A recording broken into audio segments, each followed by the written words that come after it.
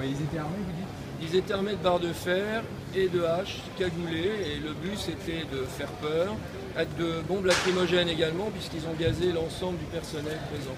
Il y avait combien de personnes dans la boutique à ce moment-là? La boutique compte environ 8 personnes. Donc 2 gardes à ma connaissance, du personnel de vente, une directrice. Je ne connais pas les détails exactement parce que je ne suis que le voisin.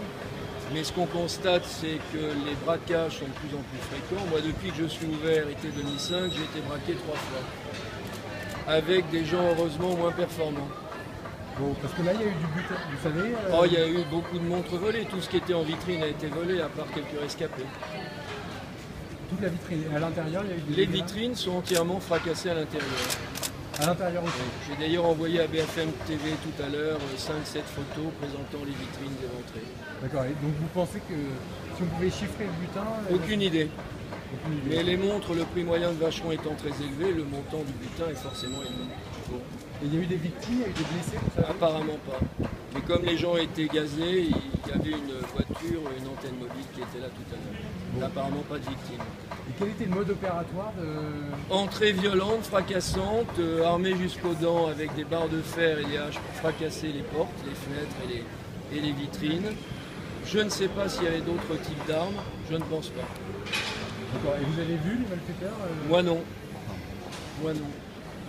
Et des gens qui étaient de passage ont croisé des individus jeunes qui se cagoulaient à 25 mètres ou à 10 mètres de la vitrine de Vacheron Constantin.